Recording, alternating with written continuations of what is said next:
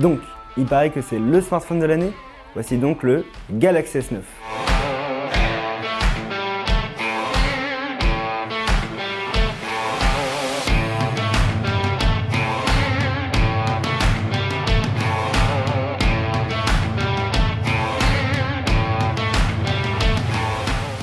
Ce que vous venez de voir est donc le Galaxy S9 ou les Galaxy S9 parce qu'on retrouve le S9 et le S9 Plus 5,8 pouces ou 6,2 pouces. Et vous avez certainement beaucoup de questions, ça je peux le croire parce que visuellement ce sont des Galaxy S8.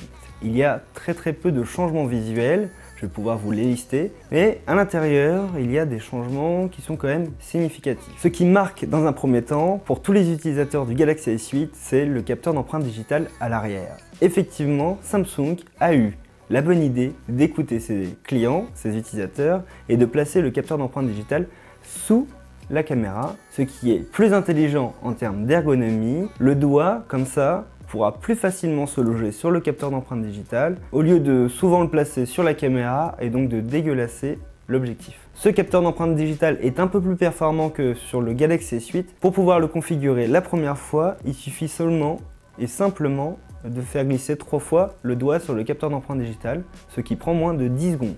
Le bouton réservé à Bixby est toujours réservé à Bixby et malheureusement vous ne pourrez pas le personnaliser. Mais Samsung a promis que Bixby parlerait français d'ici la fin d'année 2018. Il suffit d'attendre. 1 an et demi pour avoir Bixby en français. Autre nouveauté importante, l'arrivée d'un double haut-parleur stéréo. Il est fabriqué par AKG, une société qui a été rachetée par le groupe Samsung. C'est une nouveauté bienvenue qui permet d'avoir donc un son stéréo et 40% plus fort que sur le Galaxy S8. Pour le reste, rien ne change. Vous avez toujours le port jack, alléluia. Vous avez toujours la certification IP68, ce qui protège le smartphone des gouttelettes d'eau et du sable. Vous pouvez également immerger le téléphone, mais ça, je vous le déconseille.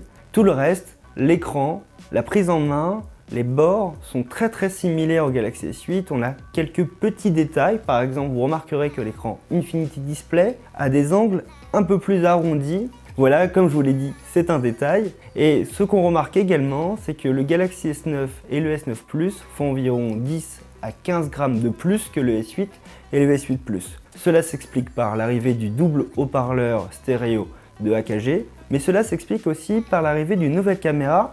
Et ça, vous allez voir, c'est le plus intéressant. Samsung a introduit une vraie innovation sur son Galaxy S9 et son S9 Plus. Jusqu'à maintenant, cette prise en main du Galaxy S9 est un petit peu ennuyeuse. Mais restez là, le plus intéressant arrive. On n'a jamais vu ça ailleurs, dans la photographie mobile. Il s'agit en effet d'une caméra avec une double ouverture. Mais qu'est-ce que ça signifie? Tout simplement, si vous avez fait un peu de photographie, vous avez compris que lorsqu'un appareil photo capture une photo, en fait, on a un diaphragme qui s'ouvre et qui fait rentrer la lumière jusqu'au capteur numérique. Et c'est ce que Samsung a amélioré. Ils ont introduit ce qu'on appelle une ouverture variable. Il y a deux ouvertures. Une ouverture en f1.5 et une ouverture en f2.4.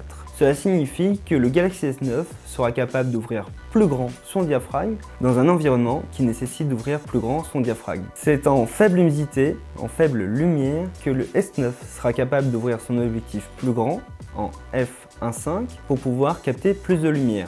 Cela se fait automatiquement en mode photographie classique lorsque le téléphone détecte que la luminosité est très faible, du genre par exemple 1 lumen. C'est très faible, c'est comme par exemple si vous aviez dans une pièce ultra sombre une bougie allumée à son centre. Dans cette condition, Samsung assure que son S9 est ultra efficace et bien plus que tous les autres smartphones. Et pour nous démontrer ça, ils ont mis en place ce qu'on appelle une boîte noire, c'est-à-dire qu'ils ont placé le téléphone dans un petit trou, donc complètement stabilisé, et ils ont mis ça en concurrence avec d'autres smartphones et en particulier avec le Galaxy S8. Et en effet, dans ces conditions, le S9 est beaucoup plus efficace en faible luminosité. Notez que vous pouvez régler cette ouverture de façon manuelle dans l'option Pro, où vous pourrez choisir de prendre vos photos en 1.5 ou en 2.4. Vous verrez certainement qu'en ouverture 1.5, un flou sera plus important en arrière-plan et vous pourrez diminuer le temps d'ouverture du diaphragme pour avoir des photos un peu moins floues,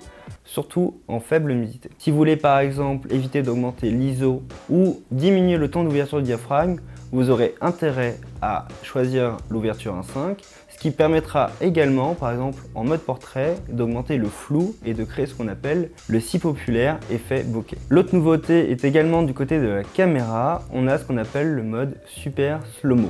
Ce mode super slow-mo, c'est très simple, c'est le même que sur le Xperia XZ1. Il permet de capturer des vidéos en mode ralenti, super ralenti. Pendant 0,2 secondes, il va capturer 960 images par seconde, ce qui permet d'avoir une séquence vidéo de 6 secondes. Comme pour la caméra à double ouverture, nous profiterons d'une seconde vidéo pour rentrer en détail sur ses fonctionnalités parce qu'il y a des choses à dire. Vous allez voir que Samsung n'a pas simplement rajouté cette fonction, ils ont développé de nombreuses utilisations qui seront très pratiques au quotidien. Et si vous voulez davantage de détails sur le Galaxy S9, je vous encourage de regarder la seconde vidéo où nous rentrerons dans les détails sur ces fonctions qui sont les nouveautés du Galaxy S9. Très bientôt. Parmi les autres nouveautés, on a l'arrivée de ce qu'on appelle l'AR Emoji. L'AR Emoji, je vous en parle très rapidement, ils ont copié les Animoji mieux. Samsung a fait mieux. C'est-à-dire que l'AR Emoji fonctionne avec la caméra avant et arrière du téléphone. Elle permet de scanner son visage pour reproduire un avatar en 3D. Cet avatar en 3D pourra ensuite être utilisé pour pouvoir capter vos expressions. Vous pourrez voir en temps réel l'avatar bouger sur votre écran et reprendre les expressions du visage ou les mouvements de la tête. Ces mouvements de la tête et ces expressions peuvent aussi être appliqués à d'autres modèles comme des têtes d'animaux ou des têtes de robots ou des têtes de personnages bizarres. L'intérêt, c'est ensuite de pouvoir partager des petites séquences en vidéo ou au format GIF à vos contacts par SMS ou sur Messenger, Snapchat, etc. comme vous voulez. On retrouve sur le Galaxy S9 Plus une seconde caméra télézoom comme sur le Galaxy Note 8 ou comme sur l'iPhone 8 Plus.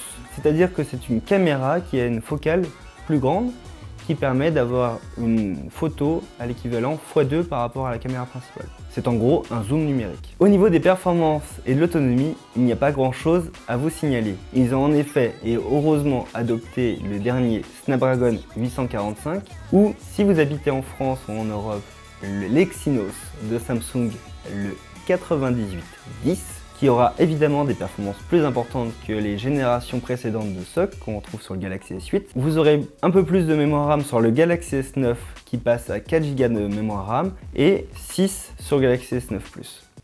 C'est pas fou. Non, c'est pas fou. L'autonomie devrait être très similaire, on a des capacités de batterie qui sont exactement les mêmes. Par contre, on a des SoC, CPU, GPU, qui sont un peu plus efficaces, qui ont en fait un rendement un peu meilleur que les générations précédentes. C'est là où on pourrait attendre quelques pourcentages supplémentaires par rapport au Galaxy S8. Il n'y a pas de nouveauté concernant l'autonomie. Vous avez quand même la charge rapide et la charge sans fil. Enfin, ils les ont gardées quoi. Deux autres nouveautés pour terminer. Vous avez l'arrivée d'une application qui s'appelle la SmartThings App, qui en fait reprend tous vos objets connectés sur une même et seule interface.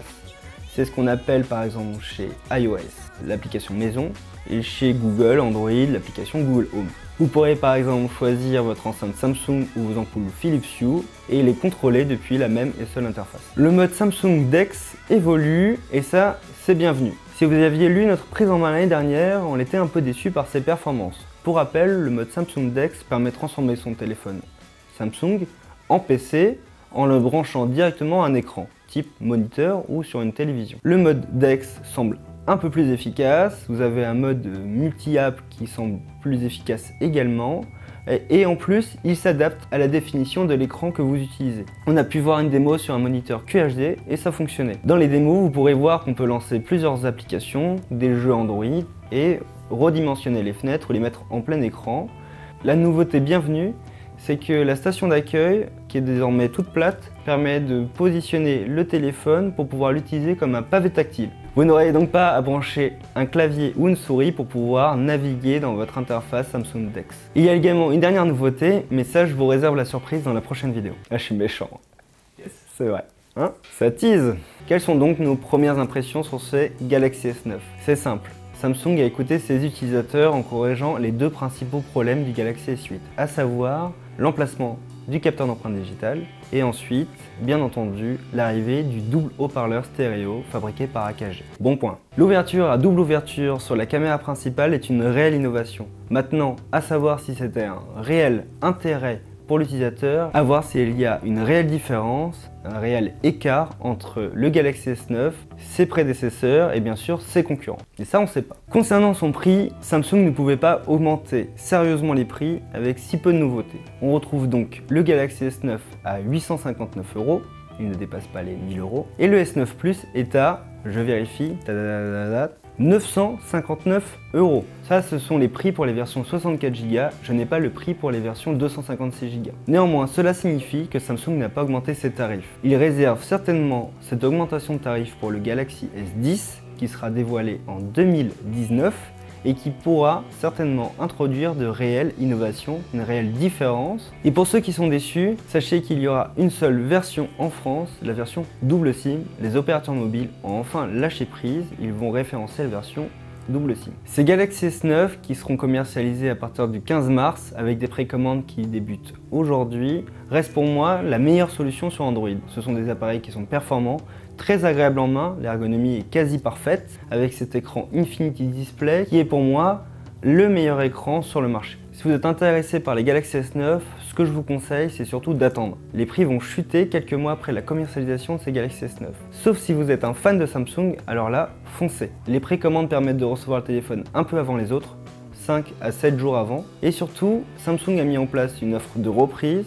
Il rajoute 100 € de plus que la valeur classique, la valeur de reprise de votre smartphone actuel. Maintenant, je vous encourage à partager votre avis en commentaire juste en dessous de la vidéo. Est-ce que pour vous, Samsung est allé assez loin? Est-ce que ces nouveautés suffisent? Est-ce que ce sont les nouveautés que vous attendiez? On attend vos retours et je prendrai le temps de vous répondre. Merci à vous et rendez-vous dans l'autre vidéo qui rentrera dans les détails concernant les nouveautés du Galaxy S9. A tout de suite!